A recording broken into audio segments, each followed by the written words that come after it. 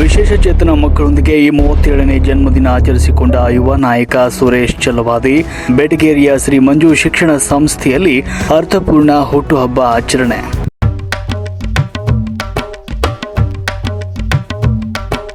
ಗದಗ ನಗರದ ಬೆಟಗೇರಿಯಲ್ಲಿರುವ ಶ್ರೀ ಮಂಜು ಶಿಕ್ಷಣ ಸಂಸ್ಥೆಯ ವಿಶೇಷ ಚೇತನ ಮಕ್ಕಳ ಶಾಲೆಯಲ್ಲಿ ಗದಗ ಜಿಲ್ಲೆಯ ಯುವ ನಾಯಕ ಹಾಗೂ ಕರ್ನಾಟಕ ರಾಜ್ಯ ದಲಿತ ವಿದ್ಯಾರ್ಥಿ ಪರಿಷತ್ನ ಬೆಳಗಾವಿ ವಿಭಾಗೀಯ ಸಂಚಾಲಕರಾದ ಶ್ರೀಯುತ ಸುರೇಶ್ ವೈ ಚಲವಾದಿಯವರ 37ನೇ ಜನ್ಮದಿನೋತ್ಸವವನ್ನು ಅತ್ಯಂತ ಅರ್ಥಪೂರ್ಣವಾಗಿ ಆಚರಿಸಲಾಯಿತು. ಈ ಕಾರ್ಯಕ್ರಮದಲ್ಲಿ ದಲಿತ ಪರ ಸಂಘಟನೆಗಳ ಮುಖಂಡರು, ಸ್ಥಳೀಯ ನಾಯಕರು ಹಾಗೂ ಎಸ್ಸಿ ದೌರ್ಜನ್ಯ ತಡೆ ಸಮಿತಿಯ ಜಿಲ್ಲಾ ಸದಸ್ಯರು ಭಾಗವಹಿಸಿ ಶುಭವನ್ನ ಕೋರಿದರು. ಗದಗ ಜಿಲ್ಲಾ ಘಟಕದ ಕರ್ನಾಟಕ ರಾಜ್ಯ ದಲಿತ ವಿದ್ಯಾರ್ಥಿ ಪರಿಷತ್ ವತಿಯಿಂದ ಬೆಟಗೇರಿಯ ಶ್ರೀ ಮಂಜು ಶಿಕ್ಷಣ ಸಂಸ್ಥೆಯ ವಿಶೇಷ ಚೇತನ ಮಕ್ಕಳ ಶಾಲೆಯಲ್ಲಿ doctor B R Ambedkar national fellowship ಪ್ರಶಸ್ತಿ ಪುರಸ್ಕೃತ ಸುರೇಶ್ ಚಲವಾದಿಯವರ ಹುಟ್ಟುಹಬ್ಬ ಸಮಾರಂಭವನ್ನು ಆಯೋಜಿಸಲಾಗಿತ್ತು. ಕಾರ್ಯಕ್ರಮದ ಆರಂಭದಲ್ಲಿ ಗಣ್ಯರೆಲ್ಲರೂ ಸೇರಿ ಶಾಲಾ ಆವರಣದಲ್ಲಿ ಸಸಿ ನೆಡುವ ಮೂಲಕ ಪರಿಸರ ಜಾಗೃತಿಯ ಸಂದೇಶವನ್ನು ನೀಡಿದರು. ಬಳಿಕ ಶಾಲೆಯ ವಿಶೇಷ ಚೇತನ ಮಕ್ಕಳಿಗೆ ಕೇಕ್ ಮತ್ತು ಸಿಹಿ ಹಂಚಿ ಸಂಭ್ರಮಿಸಲಾಯಿತು.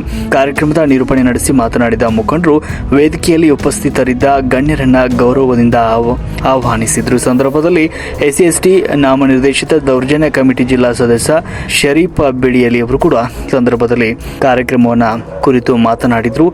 ಒಂದು ಮಕ್ಕಳ ಜೀವಂತ ಪ್ರಮಾಣ ಪತ್ರ ಅಥವಾ ದಾಖಲಾತಿಗಳಿಗಾಗಿ ಪಾಲಕರು ಹಾಗೂ ಶಾಲೆಯವರು ಶಾಲೆಯಲ್ಲಿ ನಿಂತು ಅಲಿಯುವ ಸ್ಥಿತಿ ನಿರ್ಮಾಣವಾಗಿದೆ.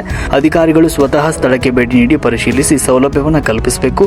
ವಿಶೇಷ ಚೇತನ ಮಕ್ಕಳ ಹಕ್ಕುಗಳಿಗಾಗಿ ಮತ್ತು ಅವರ ಪೋಷಕರಿಗೆ ಬೆಂಬಲವಾಗಿ ಸಂಘಟಿತ ಹೋರಾಟ ರೂಪಿಸುವುದು ನಮ್ಮೆಲ್ಲರ ಜವಾಬ್ದಾರಿಯಾಗಿದೆ ಅಂತ ತಿಳಿಸಿದರು.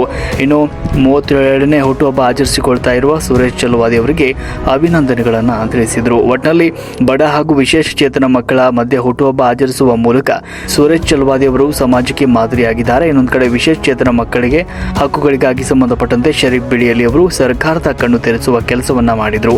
ಸಂದರ್ಭದಲ್ಲಿ ಸಫಾಯಿ ಕರ್ಮಚಾರಿ ಸಮಿತಿ ನಾಮನಿರ್ದೇಶಿತ ಸದಸ್ಯ ಮತ್ತು ಬಿಡಿಯಲಿ ಅವರು ಕೂಡ ಸಂದರ್ಭದಲ್ಲಿ ಮಾತನಾಡಿದರು. ಮತ್ತೋರ್ವ ಮುಖ್ಯ ಅತಿಥಿಯಾಗಿ ಆಗಮಿಸಿದ್ದ ಎಸ್ಸಿ ದೌರ್ಜನ್ಯ ಸಮಿತಿ ಸದಸ್ಯ ಬಸವರಾಜ ಮುಳಾಳ್ ಅವರು ಕೂಡ ಕಾರ್ಯಕ್ರಮವನ್ನು ಉದ್ದೇಶಿಸಿ ಸಂದರ್ಭದಲ್ಲಿ ಮಾತನಾಡಿದರು. ಸಮಾರಂಭದಲ್ಲಿ ಚಲವಾದಿ ಮಹಾಸಭಾದ ಜಿಲ್ಲಾಧ್ಯಕ್ಷ ಆನಂದ ಶಿಂಗಾಡಿ, ದಲಿತ ವಿದ್ಯಾರ್ಥಿ ಪರಿಷತ್ ರಾಜ್ಯ ಸಂಘಟನಾ ಕಾರ್ಯದರ್ಶಿ ರಮೇಶ್ ಕಡೆಮನಿ, ಡಿಎಸ್ಎಸ್ ಚಂದ್ರಕಾಂತ್ ಕಾದ್ರೋಳಿ, ಬಣದ ಜಿಲ್ಲಾಧ್ಯಕ್ಷ ನಿಂಗರಾಜ್ ದೊಡ್ಡಮನಿ, ಪ್ರಧಾನ ಕಾರ್ಯದರ್ಶಿ ನಾಗರಾಜ್ ಕಡೆಮನಿ, ರೋಣ ತಾಲೂಕು ಯುವ ಮುಖಂಡ ಅಶೋಕ್ ತಾಳದವರ್, ಕಾರ್ಯನಿರತ ಪತ್ರಕರ್ತರ ಧ್ವನಿ ಸಂಘಟನೆ ಜಿಲ್ಲಾಧ್ಯಕ್ಷ ಅಂದಪ್ಪ ಮಾದರ್, ದಲಿತ ವಿದ್ಯಾರ್ಥಿ ಪರಿಷತ್ ರೋಣ ತಾಲೂಕು ಅಧ್ಯಕ್ಷ ರಮೇಶ್ ನಂದಿ, ಪ್ರಧಾನ ಕಾರ್ಯದರ್ಶಿ ಅಭಿಷೇಕ್ ಕೊಪ್ಪತ್, ನರಗುಂದ ತಾಲೂಕು ದಲಿತ ಯುವ ಮುಖಂಡ ದುರ್ಗಪ್ಪ ಚಲವಾದಿ, ಮಂಜು ಚಲವಾದಿ ಸೇರಿದಂತೆ ಮುಂತಾದವರು ಈ ಸಂದರ್ಭದಲ್ಲಿ ಉಪಸ್ಥಿತರಿದ್ದರು.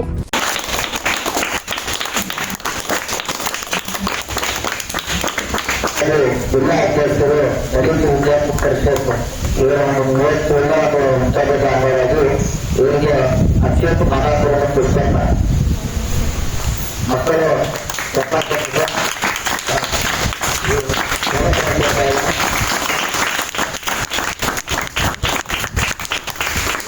ಅದೇ ರೀತಿಯಾಗಿ 17ರಿಂದ ಶರೀಫ್ ಬೆಳೆಯವರು ಎಸ್ಸಿ ದರ್ಜೆಯ ಸಮಿತಿಯ ಸದಸ್ಯರು ಇವರಿಗೆ ವೈಯಕ್ತಿಕ ಕರ್ತವ್ಯದ ಪುಸ್ತಕ ಹಾಗೂ ವೈಯಕ್ತಿಕ ಕರ್ತವ್ಯ ವ್ಯಕ್ತಿ ಮಾಡಬಹುದು ಮತ್ತೆ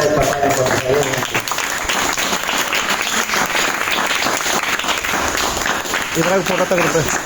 ಅದೇ ರೀತಿಯಾಗಿ ಮತ್ತು ನಮ್ಮ ವಿಶೇಷ ಜನ್ಮದಿನದ ಕಾರ್ಯಕ್ರಮ.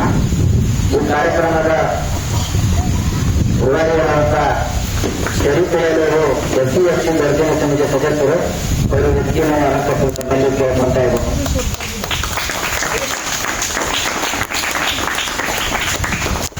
ಅದೇ ರೀತಿಯಾಗಿ ಈ ಒಂದು ಕಾರ್ಯಕ್ರಮದ ನನ್ನ ಅಧ್ಯಕ್ಷತೆಯನ್ನ ಸುರೇಶ್ ಚಲವಾದಿ ಅವರು ಜಿಲ್ಲಾ ಅಧ್ಯಕ್ಷರು ತಾಲೂಕು ವಿದ್ಯಾರ್ಥಿ ಪರಿಷತ್ ಇವತ್ತಿನ ಹುಟ್ಟುಹಬ್ಬದ ಅವರು ಕಾರ್ಯಕ್ರಮದ ಅಧ್ಯಕ್ಷರು. ಅದೇ ರೀತಿಯಾಗಿ ಈ ಕಾರ್ಯಕ್ರಮಕ್ಕೆ ಮುಂದಿನ ಅತಿಥಿಗಳು ಆನಂದ್ ಸಿಂಗಾರಿ ಅವರು ಕೂಡ ಈ ಒಂದು ವೇದಿಕೆಯನ್ನು ತರಬೇಕು. ಜಿಲ್ಲಾ ಅಧ್ಯಕ್ಷರು ಚಲವಾದಿ ಮಹಾಸಭಾ. ಅದೇ ರೀತಿಯಾಗಿ ಈ ಕಾರ್ಯಕ್ರಮಕ್ಕೆ ಬಂದಿಲ್ಲ, ಅದು ಕೂಡ ಮತ್ತು ಈ ಕಾರ್ಯಕ್ರಮದ ಇನ್ನೂರು ಅತಿಥಿಗಳು ಬಸವರಾಜ ಮುಳ್ಳ SC HM ವರ್ಧನ ಸಮಿತಿಯ ಸದಸ್ಯರು ಅರುಣರಾವ್ ವೇದಿಕೆ ಮೇಲೆ ಅನುಸರಿಸಿರುವಂತಹ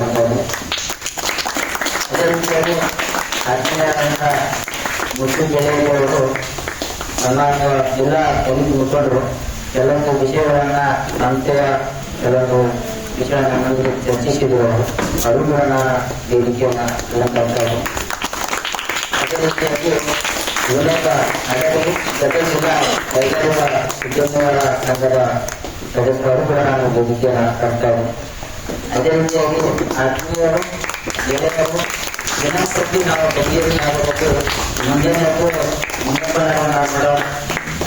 ನಿಂಗಪ್ಪನವರು ಅವರು ಕೂಡ ಜಿಲ್ಲಾ ದಲಿತ ಮುಖಂಡರು ಅವರು ಕೂಡ ನಾನು ಸ್ವಾಗತವನ್ನು ಕೊಟ್ಟವನ್ನು ವೇದಿಕೆಗೆ. ಅದೇ ರೀತಿಯಾಗಿ ಹಿಂದೆ ಅಶೋಕ ಕಾರವಾರ ಅವರು ಜಿಲ್ಲಾ ದಲಿತ ಮುಖಂಡರು ಹಿಂದೆ ಒಂದು ಅಪ್ಲೈ ಮಾಡ್ಕೊಂಡು ಹೋಗಿದ್ರು. ಈಗ ಒಂದು ತಿಂಗಳ ಹಿಂದೆ ಅವರು ಕೂಡ ನಾನು ಈ ಕಾರ್ಯಕ್ರಮಕ್ಕೆ ಆಹ್ವಾನಿಸಿದೆ. ಅದೇ ರೀತಿಯಾಗಿ ದೊಡ್ಡಪ್ಪ ದಲಿತ ಮುಖಂಡರು ಅವರು ಕೂಡ ನಾನು ವೇದಿಕೆ. ಅದೇ ರೀತಿಯಾಗಿ ಅಂದಪ್ಪ ನಗರ ಜಿಲ್ಲಾ ಅಧ್ಯಕ್ಷರು ಧ್ವನಿ ಕಾರ್ಯನಿರತರ ಪತ್ರಕರ್ತರು ಅವರು ಕೂಡ ನಾವು ಸ್ವಾಗತಿಸಬಹುದು. ಅದೇ ರೀತಿಯಾಗಿ ಸಮಿತಿಯ ನಂದಿನಿ ತಾಲೂಕು ಅಧ್ಯಕ್ಷರು ದಲಿತ ವಿದ್ಯಾರ್ಥಿ ಪರಿಷತ್ ಅವರು ಕೂಡ ನಾವು ಕಾರ್ಯಕ್ರಮದ ಆಹ್ವಾನಿಸಬಹುದು. ಅದೇ ರೀತಿಯಾಗಿ ಅಭಿಷೇಕ್ ಕೊಪ್ಪರ್ ದಲಿತ ವಿದ್ಯಾರ್ಥಿ ಪರಿಷತ್ ಅವರು ಕೂಡ ನಾವು ಕಾರ್ಯಕ್ರಮದ ಆಹ್ವಾನಿಸಬಹುದು. ಅದೇ ರೀತಿಯಾಗಿ ಮಂಜುನಾಥ ಸದಸ್ಯರ ಇರುತ್ತಾರೆ ಅವರು ಕಾರ್ಯಕ್ರಮಕ್ಕೆ ಆಹ್ವಾನಿಸಬಹುದು.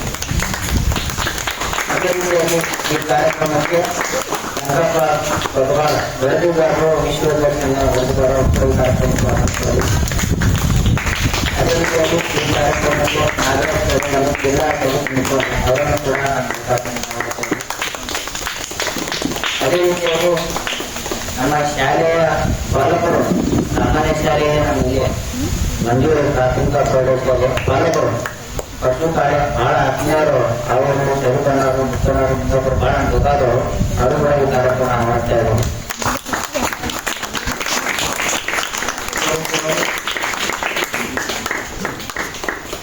ಮಂಜು ಸಲುವಾಗಿ ಅವರು ಕೂಡ ನಾವು ಕಾರ್ಯಕ್ರಮಕ್ಕೆ ಮಾಡ್ತಾ ಇದ್ದಾರೆ.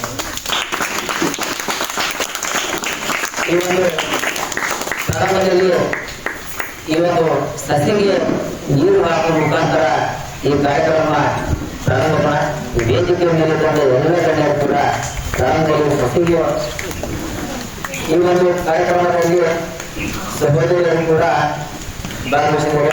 ಅದು ಕೂಡ ನಾನು ಸಂಸ್ಥೆ ಪರವಾಗಿ ಮಕ್ಕಳ ಪರವನ್ನ ಉತ್ತರವಾದ ಕಾರ್ಯಕ್ರಮಕ್ಕೆ ಆಹ್ವಾನಿಸ್ತಾ ಇದ್ದೇನೆ.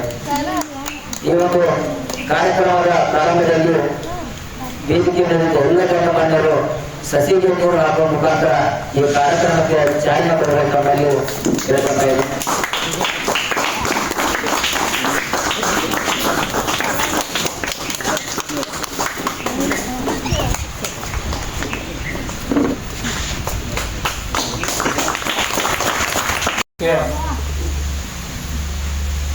ವಿಶೇಷ ಚೇತನ ಬುದ್ಧಿಮಾಂದ್ಯ ಮಕ್ಕಳ ವಸತಿ ಶಾಲೆ ಭಾಳ ವರ್ಷಗಳಿಂದ ನಾವು ಸಣ್ಣವರಿರುವಂತರೂ ಈ ಶಾಲೆಯನ್ನು ನೋಡ್ತಾ ಇದ್ದೀವಿ. ಈ ಶಾಲೆಯ ಒಳ್ಳೆಯ ಒಂದು ವಾತಾವರಣದಿಂದ ಇದಕ್ಕೆ ರಾಜ್ಯ ಪ್ರಶಸ್ತಿನೂ ಲಭಿಸಿದೆ. ರಾಜ್ಯ ಪ್ರಶಸ್ತಿ ಪಡೆದಂಥ ಈ ಶಾಲೆ ಬಹಳ ಉತ್ತಮವಾಗಿ ವಿಶೇಷವಾದಂಥ ಮಕ್ಕಳನ್ನು ಆರೈಕೆ ಮಾಡ್ತಿರೋದು ಭಾಳ ಸ್ವಾಗತ ಅಂತ ನಾನು ಭಾವಿಸಿ, ಇಂಥ ಒಂದು ಸಂದರ್ಭದಲ್ಲಿ ಇದೇ ಮಕ್ಕಳನ್ನು ನೆಪವಾಗಿಟ್ಟುಕೊಂಡು ತಮ್ಮ 37ನೇ ಹುಟ್ಟುಹಬ್ಬವನ್ನು ಆಚರಿಸ್ಕೊಳ್ಳತಕ್ಕಂಥ ಸಹೋದರ ಸುರೇಶ್ ಚಲವಾದಿ ಅವರಿಗೆ ನಮ್ಮೆಲ್ಲರ ಪರವಾಗಿ ವೇದಿಕೆ ಮೇಗಿರ್ತಕ್ಕಂಥ ಎಲ್ಲರ ಗೆಳೆಯರ ಪರವಾಗಿ ಹುಟ್ಟುಹಬ್ಬದ ಶುಭಾಶಯಗಳನ್ನು ನಾನು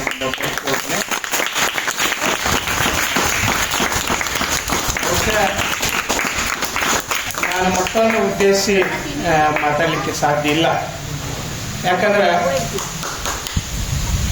ಮಕ್ಕಳಿಗೆ ಅವರದೇ ಆದಂಥ ಒಂದು ವಿವೇಚನೆ ಮೇರೆಗೆ ಇಲ್ಲಿರ್ತಕ್ಕಂಥ ಶಿಕ್ಷಣ ಸಂಸ್ಥೆಯ ಎಲ್ಲ ಅಧ್ಯಕ್ಷರು, ಪದಾಧಿಕಾರಿಗಳು, ಶಿಕ್ಷಕರು, ಶಿಕ್ಷಕಿಯರು ಮಕ್ಕಳನ್ನ ಒಳ್ಳೆ ರೀತಿಯೊಳಗೆ ಬೆಳೆಸುವಂಥ ರೀತಿಯೊಳಗೆ ಈ ಶಾಲೆಯನ್ನು ನಡೆಸ್ತಾ ಇದ್ದಾರೆ.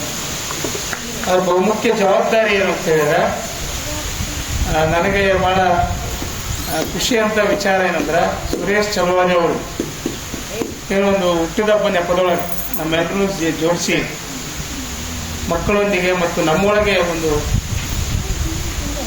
ಆತ್ಮಾವಲೋಕನೆ ಮಾಡಿಕೊಳ್ಳುವಂಥ ಒಂದು ಕಾರ್ಯಕ್ರಮವನ್ನು ಮಾಡಿದ್ದಾರೆ ಅಂತ ನಾನು ಅಂದ್ಕೊಳ್ತಿದ್ದೀನಿ. ಯಾಕಂತ ಹೇಳಿದ್ರೆ, ವಿಶೇಷವಾದಂಥ ಮಕ್ಕಳನ್ನ ಆರೈಕೆ ಮಾಡೋದು ಏನದಲ್ಲ, ಬಹಳ ಕಷ್ಟದ ಕೆಲಸ. ನನ್ನ ಮಗನೂ ಕೂಡ ಒಬ್ಬ ವಿಶೇಷ ಚೇತನ ಮಗ. ಅವನಿಗೆ ಸುಮಾರು 7 ವರ್ಷ ಈಗ. ಅವ್ನು CPR ಅರುಣೋದಯ ಸ್ಕೂಲಿಗೆ ಹೋಗ್ತಾನೆ ನಮ್ಮ ಮಗ. 2ನೇದವ ಅವಿನೀತ್ ಅಂತ ಹೇಳಿ ನಿಮ್ಮ ಮಂಜು ಶಿಕ್ಷಣ ಸಂಸ್ಥೆ ಏನು ಸ್ಕೂಲ್ ಇದೆ, ಅಲ್ಲಿ ಹೋಗ್ತಾನೆ. UKG ಹೋಗ್ತಾನೆ. ಆದರೆ ನಾವು 2ನೇ ಮಗನ ಬಗ್ಗೆ ಚಿಂತೆ ಮಾಡಂಗಿಲ್ಲ. 1ನೇ ಮಗನ ಬಗ್ಗೆ ಬಹಳ ವಿಶೇಷವಾದಂಥ ಕಾಳಜಿ ಮಾಡ್ತೀವಿ. ಯಾಕಂತ ಹೇಳಿದ್ರೆ, ಆ ಥರದ ಮಕ್ಕಳ ಚಟುವಟಿಕೆಗಳೇನಿದ್ದಾವಲ್ಲ, ಆ ಥರದ ಮಕ್ಕಳಲ್ಲಿ ನಾವು ಒಂದು ಆಸಕ್ತಿಯನ್ನು ಬೆಳೆಸಿ ಅವ್ರ ಬೆಳವಣಿಗೆಗೆ ಏನು ಕೆಲಸ ಮಾಡ್ತೀವಲ್ಲ, ಅದು ಬಹಳ ದೊಡ್ಡ ಮಟ್ಟದ ಕೆಲಸ ಅಂತ ನಾನು ಭಾವಿಸಿದ್ದೀನಿ. ಜೊತೆಗೆ ನಾನೊಬ್ಬ ಪಾಲಕನಾಗಿ ಇಲ್ಲಿ ಇರ್ತಕ್ಕಂಥ ಮಕ್ಕಳು, ನಾನು ಆಗಲೇ ಸರ್ ಜೊತೆ ಮಾತಾಡ್ತಿದ್ದೆ, ಸುಮಾರು 100-110 ಮಕ್ಕಳಿದ್ದಾರೆ. ಒಂದು 50 ಜನ ವಸತಿ ಮಕ್ಕಳಿದ್ದಾರೆ. ಇನ್ನೊಂದು 50 ಜನ ಮಕ್ಕಳು ದಿನ ಹೋಗೋ ಬರುವಂಥ ಮಕ್ಕಳಿದ್ದಾರೆ ಅಂತೇಳಿ. ನಾವು ಇಲ್ಲಿ ಸೇರಿರ್ತಕ್ಕಂಥ ಎಲ್ಲ ಗೆಳೆಯರು ಕೆಲವು ವಿಚಾರದಲ್ಲಿ ಬಹಳ ಆತ್ಮಾವಲೋಕನೆ ಮಾಡ್ಕೊಳ್ಬೇಕಾಗ್ತದೆ. ಏನು ಅಂತ ಹೇಳಿದ್ರೆ, ಈ ಥರದ ಮಕ್ಕಳನ್ನ ಪಾಲನೆ ಪೋಷಣೆ ಮಾಡೋ ಸಂದರ್ಭದೊಳಗೆ, ಅದು ಶಿಕ್ಷಣ ಸಂಸ್ಥೆ ಇರಲಿ, ಪಾಲಕರಿರಲಿ, ಅಥವಾ ಇನ್ನಿತರ ಯಾವುದೇ ಸಂಘಟನೆಗಳು, ಸಂಸ್ಥೆಗಳಿರಲಿ, ಬಹಳಷ್ಟು ಅಡೆತಡೆಗಳನ್ನು, ಬಹಳಷ್ಟು ತೊಂದರೆಗಳನ್ನು ಅನುಭವಿಸ್ತಾರೆ. ಅದು ಯಾಕಂತ ಹೇಳಿದ್ರೆ, ಈಗ ಶಿಕ್ಷಣ ಸಂಸ್ಥೆಗಳಿಗೆ ಅನೇಕ ಥರದ ಕೆಲವು ಸರ್ಕಾರದಿಂದ ಸ್ಕೀಮ್ಗಳಿದ್ದಾವೆ. ಅದನ್ನು ಅವರು ಬಳಸಿಕೊಂಡು ಆ ಮಕ್ಕಳಿಗೆ ಉಪಹಾರನೋ, ಆಮೇಲೆ ಡ್ರೆಸ್ನೋ ಅಥವಾ ಇನ್ನಿತರ ಪರಿಕರಗಳನ್ನು ಆ ಮಕ್ಕಳಿಗೆ ಕೊಡ್ತಾರೆ.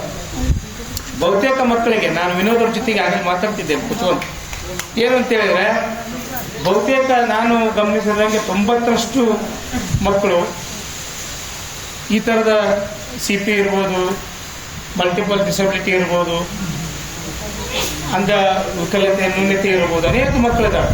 ಸುಮಾರು 58ಕ್ಕೂ ಹೆಚ್ಚು ವಿಧದ ಮಕ್ಕಳು ಈ ಥರ ಸಿಗ್ತಾರೆ ನಮ್ಗೆ. ಈ ಥರದ ಮಕ್ಕಳು ಬಹಳಷ್ಟು ಕಡೆ 90% ಬಡವರ ಜನ, ಬಡತನ ರೇಖೆಗಳಂತ ಇರ್ತಕ್ಕಂಥ ಜನರಲ್ಲೇ ಹುಟ್ಟುತ್ತಾರೆ. ಅವ್ರಿಗೆ ಹುಟ್ಟಿದ ತಕ್ಷಣ, ಆ ಮಕ್ಕಳು ಹುಟ್ಟಿದ ತಕ್ಷಣ, ಅದು ಬಹಳಷ್ಟು ಜನ ಬಡವರು, ಬಡತನ ರೇಖೆಗಿರ್ತಕ್ಕಂಥ ಜನ, ಅದು ನಮ್ಮ ಮನೆಯೊಳಗೆ ಮಾಡ್ಕೊಂಡಿದ್ದು ರಕ್ತ ಸಂಬಂಧದಲ್ಲಿಂದ ಹುಟ್ಟಿರ್ಬೋದು ಅಂತ ತಿಳ್ಕೊಂಡಿರ್ತಾರೆ. ಕೆಲವರು ದೇವ್ರ ಕಾಟ ಅಂತ ತಿಳ್ಕೊಂಡಿರ್ತಾರೆ. ಕೆಲವರು ಬೇರೆ ಬೇರೆ ಥರದ ವಿಚಾರಗಳನ್ನ ಇಟ್ಕೊಂಡು ಆ ಥರದ ಮಕ್ಕಳನ್ನು ನೋಡ್ತಾರೆ. ಆದರೆ ಆ ಮಕ್ಕಳಿಗೆ ಹುಟ್ಟಿನಿಂದನೇ ಆರೈಕೆ ಮಾಡಿದ್ರೆ ಅವ್ರು ಸುಧಾರಣೆ ಆಗ್ತಾವೆ. ಆದರೆ ಬಹುತೇಕ ಪಾಲಕರಿಗೆ ಆ ರೀತಿ ಸುಧಾರಣೆ ಕ್ರಮಗಳು, ಅವ್ರನ್ನ ಯಾವ ರೀತಿ ಪಾಲನೆ ಪೋಷಣೆ ಮಾಡಬೇಕು ಅನ್ನೋ ಮಾಹಿತಿ ಗೊತ್ತಿರಂಗಿಲ್ಲ ಬಹುತೇಕ ಪಾಲಕರಿಗೆ. ಆ ಕಾರಣಕ್ಕೇ ಮಕ್ಕಳು ಇನ್ನೂ ಕೂಡ ಮಾತಾಡದೇ ಇರ್ಬೋದು, ಸರಿಯಾಗಿ ನಡೆದೇ ಇರ್ಬೋದು, ಸರಿಯಾಗಿ ಊಟ ಮಾಡದೇ ಇರ್ಬೋದು, ಸರಿಯಾಗಿ ವರ್ತನೆಗಳು ಮಾಡದೇ ಇರ್ಬೋದು. ಇನ್ನೂ ಕೂಡ ಆ ಮಕ್ಕಳು ವಯಸ್ಕರು ಬಂದ ಮೇಲೂ ಕೂಡ ಈ ಥರದ ನ್ಯೂನತೆಗಳು ಸಾಕಷ್ಟು ಇರ್ತಾವೆ. ಇಂಥ ಸಂದರ್ಭದೊಳಗೆ ಆ ಮಕ್ಕಳಿಗೆ ಲಾಲನೆ ಪೋಷಣೆ ಮಾಡಬೇಕು ಅಂತಂದಾಗ ಸರ್ಕಾರದ ಅನೇಕ ಸೌಲಭ್ಯಗಳಿಂದ ವಂಚಿತನೂ ಆಗ್ತಾರೆ. ಆ ಸರ್ಕಾರದ ಸೌಲಭ್ಯಗಳನ್ನು ಪಡೆಯುವ ಸಂದರ್ಭದೊಳಗೆ ಇಲಾಖೆ ಅಧಿಕಾರಿಗಳು ಎಷ್ಟು ಮೋಸ ಮಾಡ್ತಾರೆ ಅಂತ ಹೇಳಿದ್ರೆ, ಇಲಾಖೆ ಅಧಿಕಾರಿಗಳು ಎಷ್ಟು ತೊಂದರೆ ಕೊಡ್ತಾರೆ ಅಂತ ಹೇಳಿದ್ರೆ, ನಾವು ಇಲ್ಲಿರ್ತಕ್ಕಂಥ ಗೆಳೆಯರು ಆಲೋಚನೆ ಮಾಡಬೇಕು. ಉದಾಹರಣೆಗೆ, ಈಗ ಇತ್ತೀಚೆಗೆ ಕಳೆದ ವರ್ಷ ಈ ಥರದ ಮಕ್ಕಳಿಗೆ ಒಂದು ಆರೈಕೆ ಭತ್ಯೆ, ಪಾಲಕರಿಗೆ ಆರೈಕೆ ಭತ್ಯೆ ಅಂತ ಮಾಡೋದು. ಅದು ತಿಂಗಳಿಗೆ 1,000 ಬರುತ್ತೆ. ಅದು ರಾಜ್ಯ ಸರ್ಕಾರ 1,000 ರೂಪಾಯಿ ಈ ಥರದ ಮಕ್ಕಳಿಗೆ ಪಾಲನೆ ಪೋಷಣೆ ಮಾಡಲಿಕ್ಕೆ ಆರೈಕೆದಾರರ ಭತ್ಯೆ ಅಂತ ಕೊಡ್ತಾರೆ. ಅದು ಯಾರಾದರೂ ಆರೈಕೆ ಮಾಡೋರು, ತಂದೆ ಇರ್ಬೋದು, ತಾಯಿ ಇರ್ಬೋದು, ಅಥವಾ ಪೋಷಕರು ಇರ್ಬೋದು, ಯಾರಿಗಾದ್ರೂ ಬರುತ್ತೆ.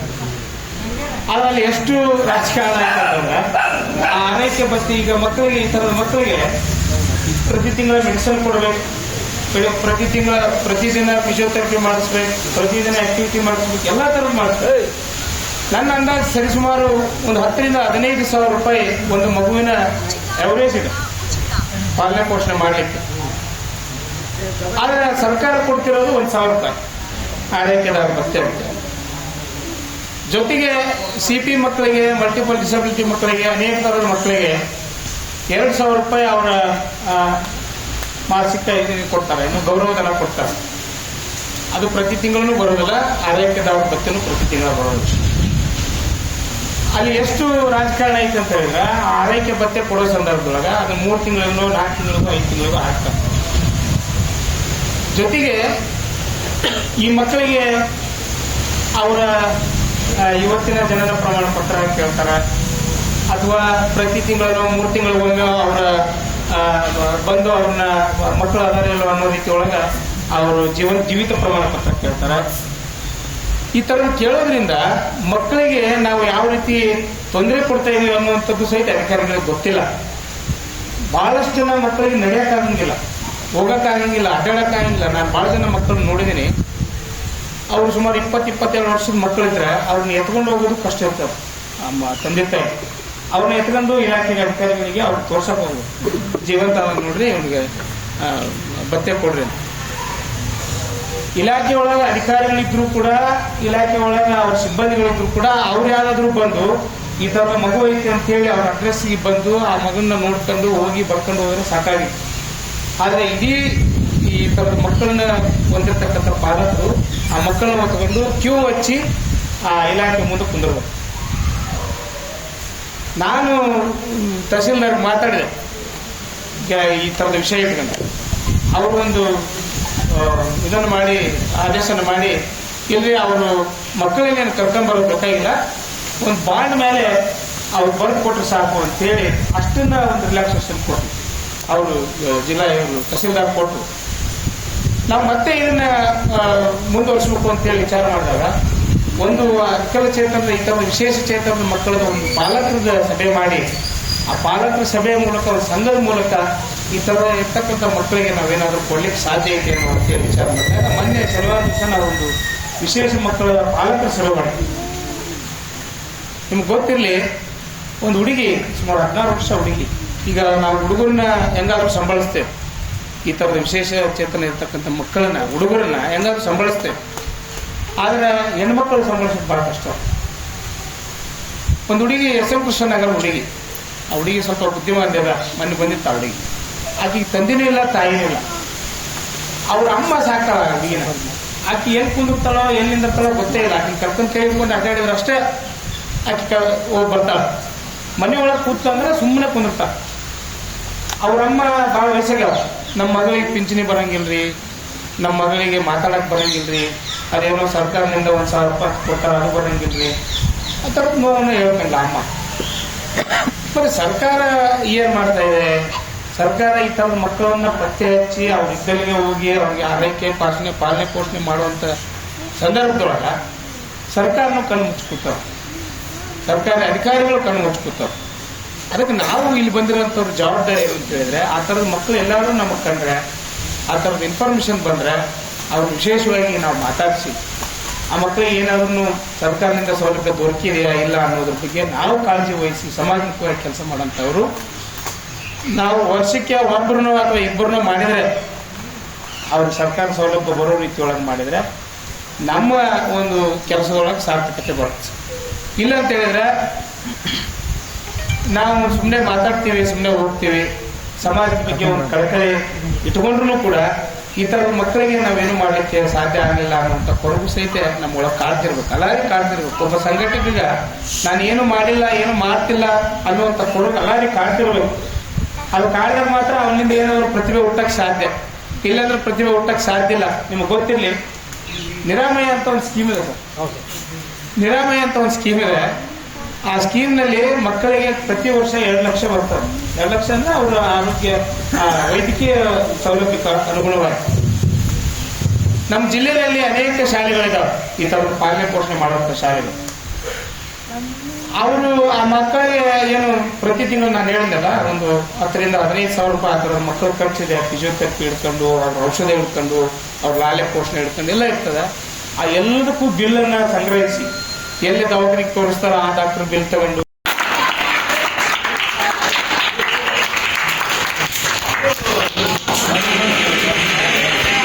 Birthday to you.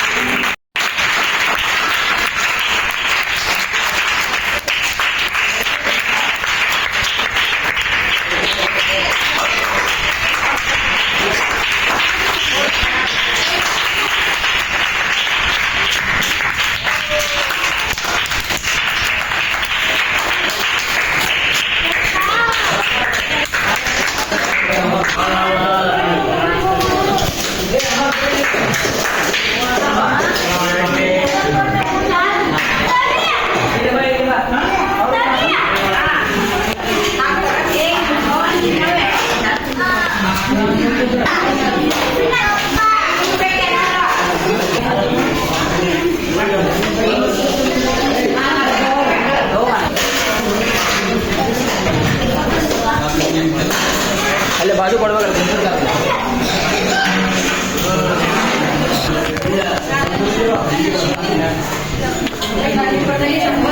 Thank